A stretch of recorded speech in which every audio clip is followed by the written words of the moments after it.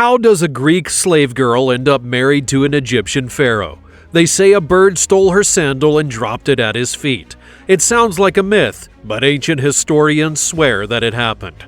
In today's video, we'll discuss the story of Rhodopis, a slave girl who rose from obscurity to take the throne of Egypt.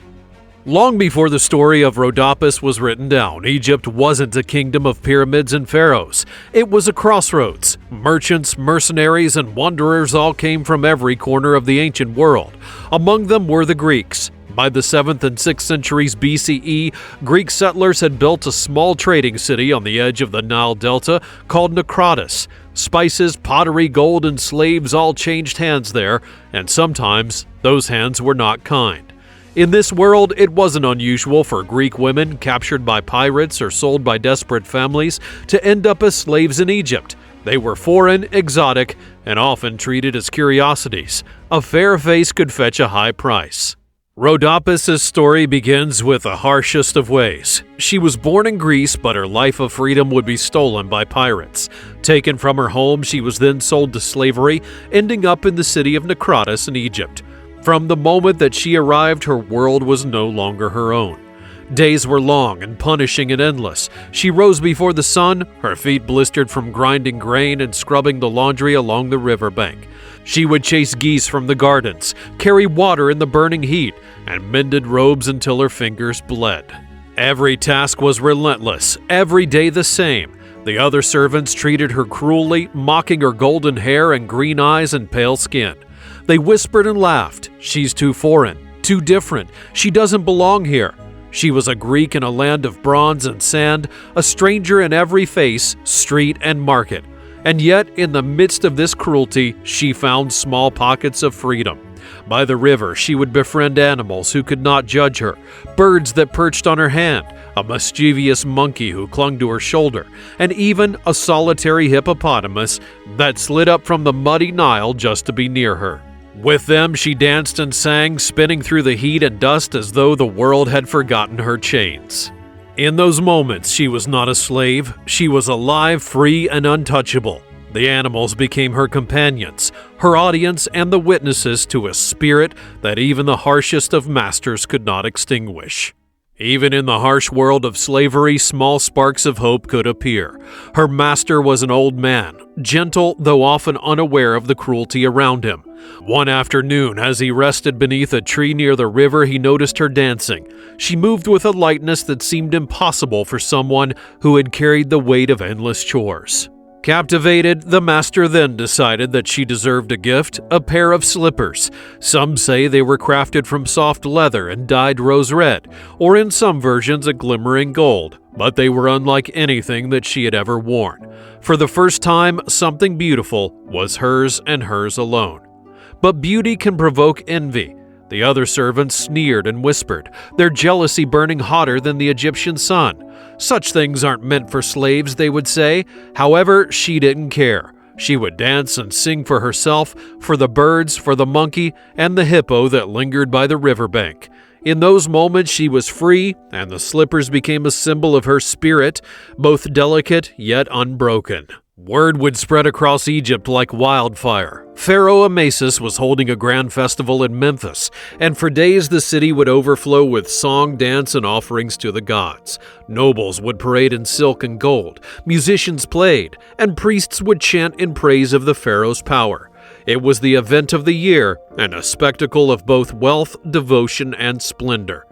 The other servants eagerly prepared, dressing in their finest clothing, laughing and chattering as they imagined themselves at court, and Rhodopis, however, was left behind.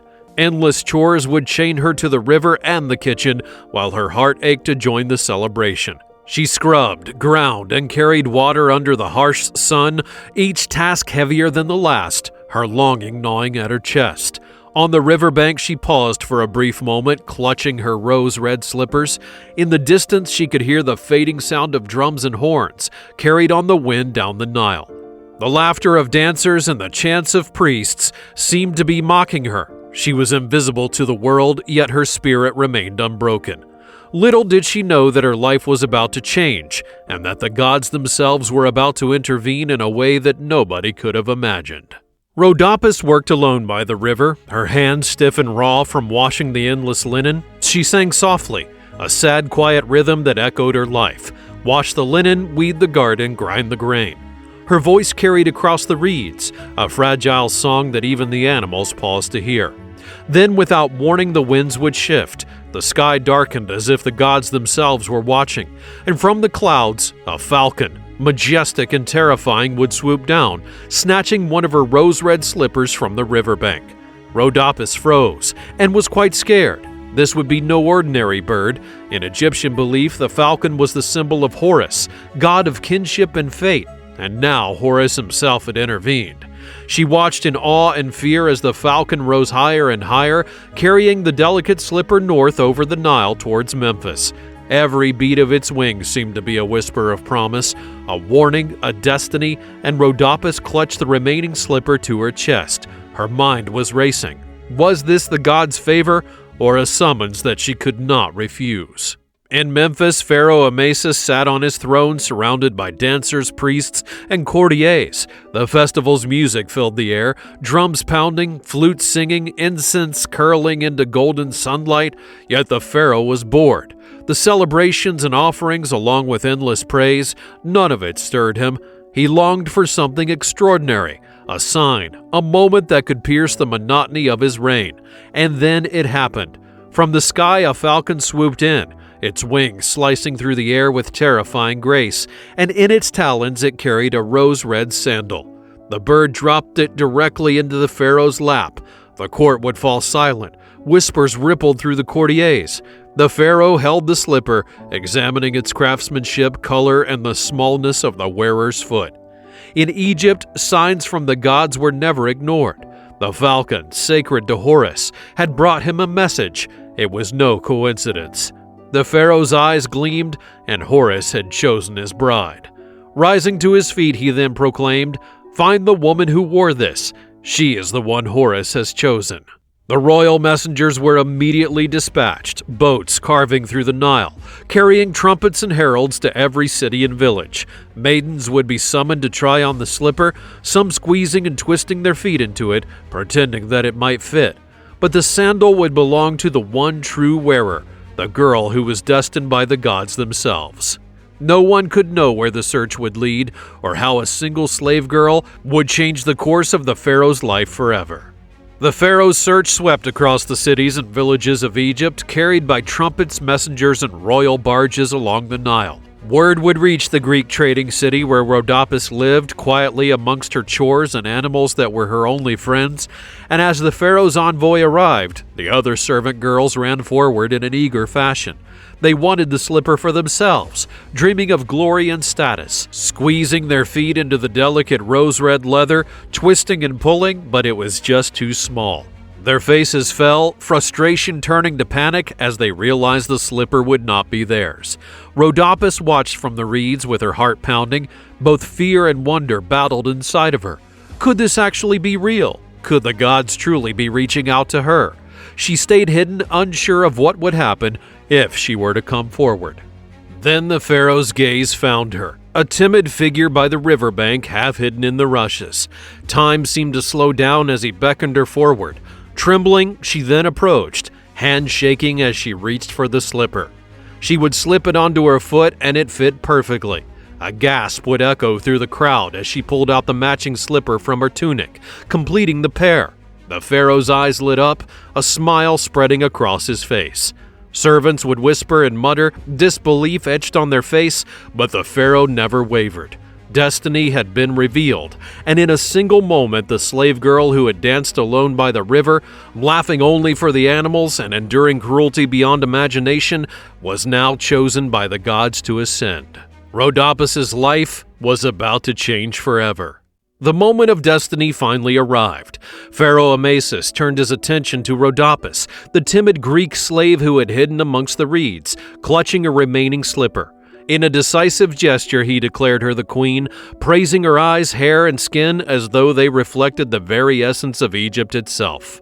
Shock and envy would ripple through the servants and courtiers. Many could not accept that a foreign slave, a girl who was so different from their very own people, would be able to rise and sit on the pharaoh's throne. They whispered and questioned and judged, yet their murmurs fell on deaf ears. The pharaoh's decision would be firm. She had been chosen, marked by the gods, and destined to rule alongside him. In that instant, her world would transform. The river mud and endless toil of her daily life faded, replaced now by golden hall, ceremonial robes, and the heavy weight of authority. Her slippers, once a simple gift, had now become symbols of her ascension and divine favor. The story of Rhodopis was not recorded until centuries after it had been said to have happened. The Greek geographer Strabo, writing in his Geographica around the 1st century BCE, would preserve the tale. By then, over 500 years had passed since the time of the pharaoh, leaving historians to wonder how much of the story was true and how much had been shaped by imagination. Some scholars believe that Rhodopis may have been inspired by a real woman, a Greek hetaire or courtesan who lived during the 6th century BCE and would be brought to Egypt. In a society where beauty and charm could open doors to wealth and influence, her life may have been romanticized into legend. The story of Rhodopis fades into legend, a slave girl turned queen, a lost sandal carried by fate, myth and history entwined, leaving only a timeless question: did she truly exist, or only live within a story?